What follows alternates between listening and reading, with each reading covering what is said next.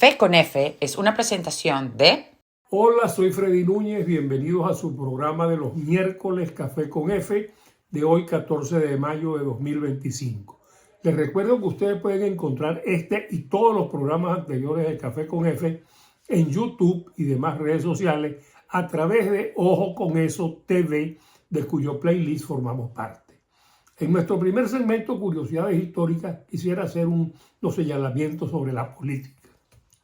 Con el debido respeto a quienes le asignen el estatus de ciencia, para mí es simplemente un imprescindible quehacer humano que determina la sociedad que habitamos.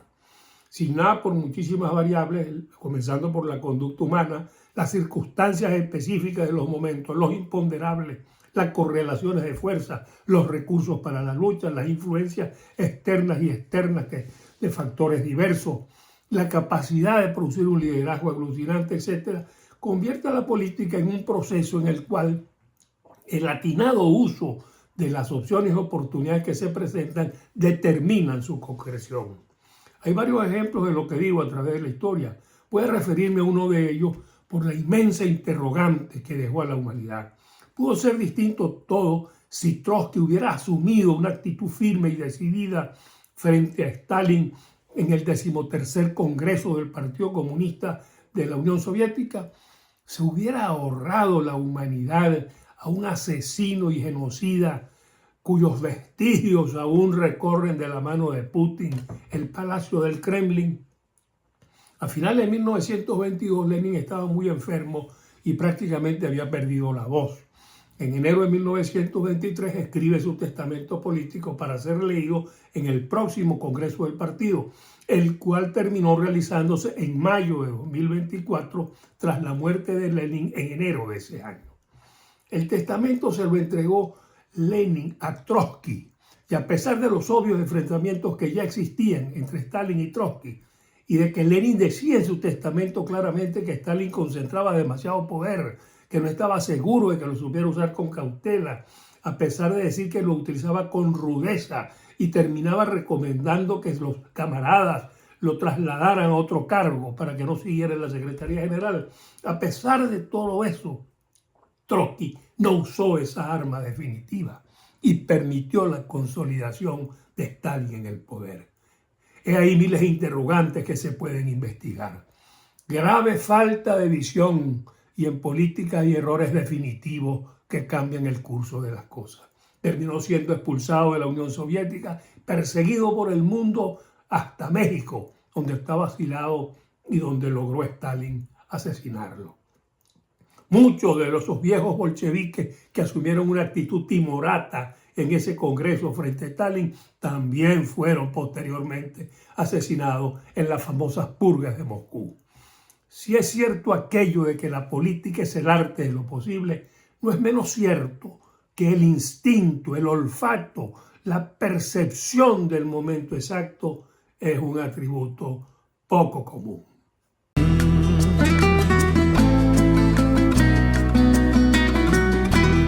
Bien amigos, vamos a nuestro segundo segmento, Nota Internacional. El pasado domingo, el primer papa nacido en Estados Unidos, quien adoptó el nombre de León XIV, dio su primer discurso desde el balcón de la Basílica de San Pedro y su primer discurso. Al dirigirse a los líderes del mundo lo hizo con lo que definió como un llamado siempre oportuno. Nunca más la guerra.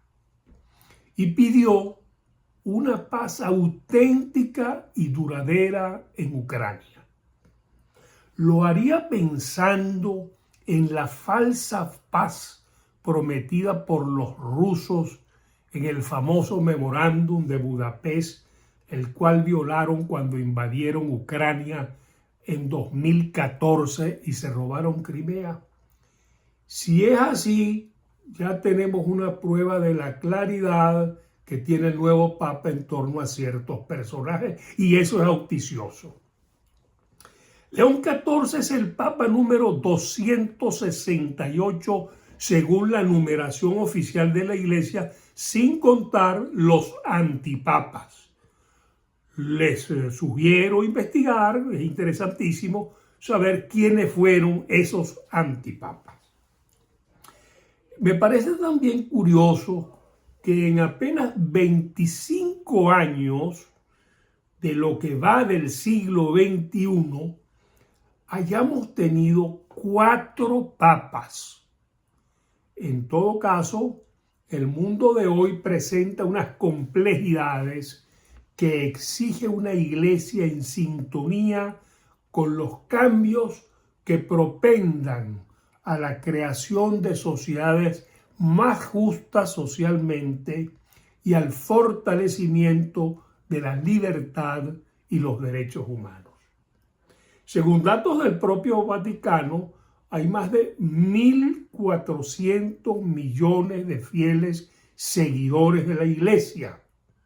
Y estoy seguro de que cada uno de esos 1.400 millones de fieles esperan una actitud del Papa de compromiso con los valores del respeto y la dignidad humana.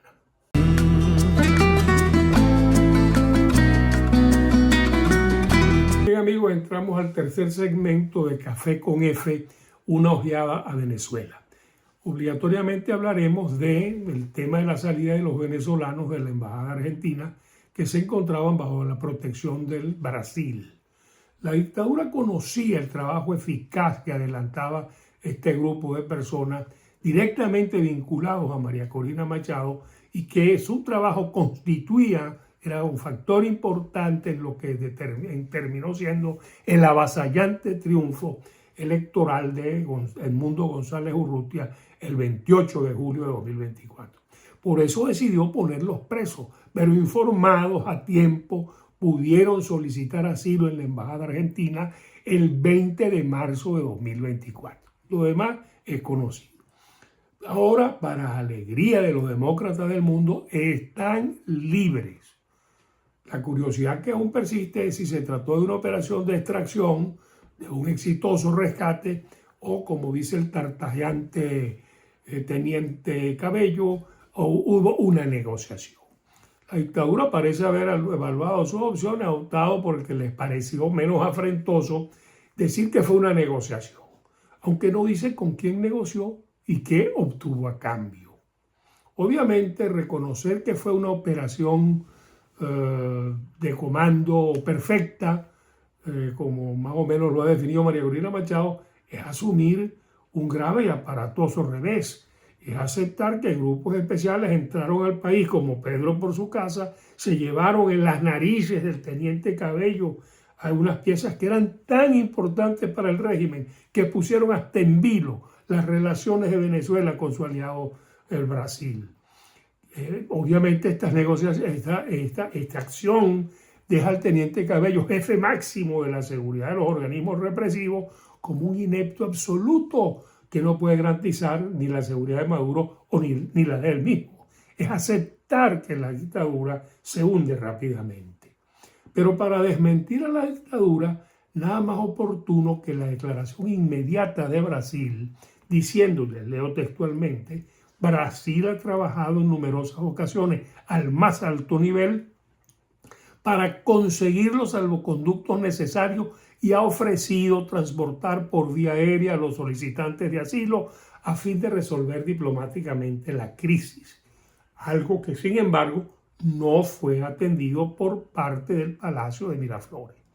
Deja absolutamente claro Brasil que nada tiene que ver con eso y mucho menos supuso otorgamiento de salvoconductos.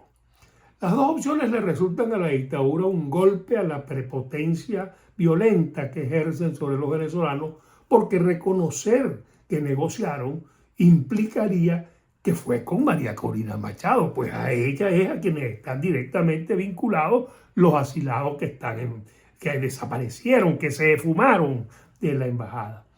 Pero esto los haría tragarse las toneladas de besanía, odio y violencia que han mantenido por años en contra de esta valerosa mujer.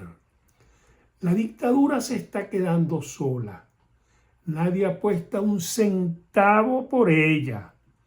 Parece acercarse el momento aquel en que Llovera Páez le dice al dictador Marcos Pérez Jiménez en enero de 1958: vámonos, Marco, porque pescuezo no retoña.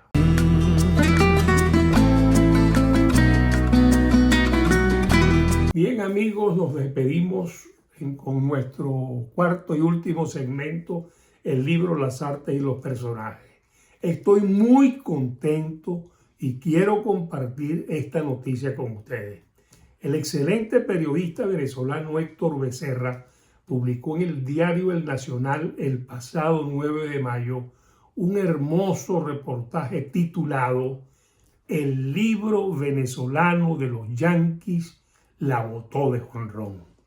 Y se refiere al único libro escrito en español con la historia de los bombarderos del Bronx, que este 2025 cumple 10 años de haber sido editado.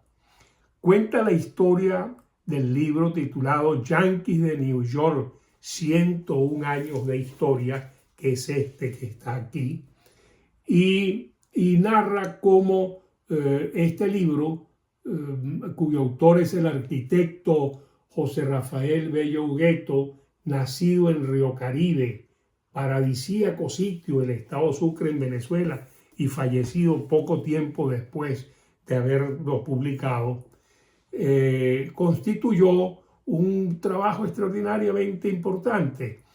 Narra allí cómo José Rafael un día fue de visita informal al diario Tal Cual a conversar con su amigo Teodoro Pekov, a conversar conmigo, y surgió la idea de agarrar todo lo que él había copiado por años, todas las investigaciones profundas que había hecho, y convertirlas en un libro, que era lo que él deseaba.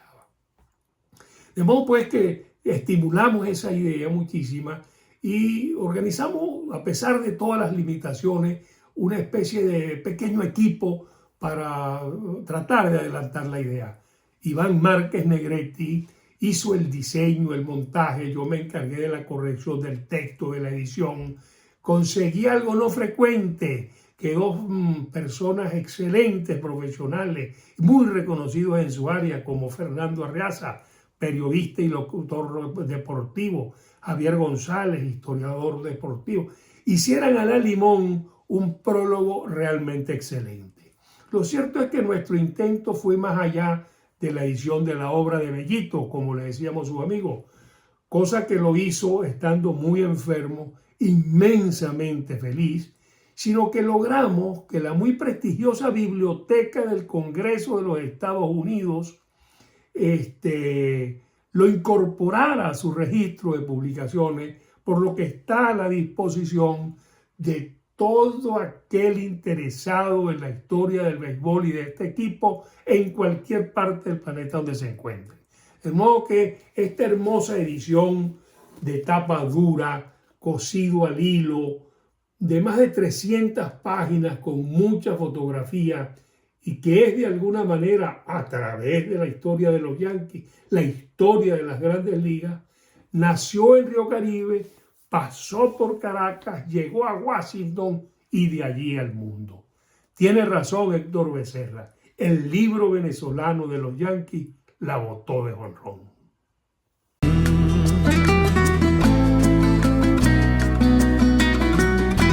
Bien, despedimos el programa de hoy, Café con F, con la solicitud de siempre. Ingresen por favor a la plataforma de Ojo con Eso TV y en su playlist está nuestro programa Café con F. Traten por favor, si les gusta el formato, si les gusta el programa, por supuesto, de darle la mayor difusión a través de sus chats, de sus redes, de sus listas de WhatsApp, de esas redes sociales, en fin, porque así trataremos de obtener bastantes likes, bastantes suscripciones, y eso quizás nos permite entonces mantener este esfuerzo semanal por mucho tiempo. Muy agradecidos por su audiencia y los esperamos el próximo miércoles.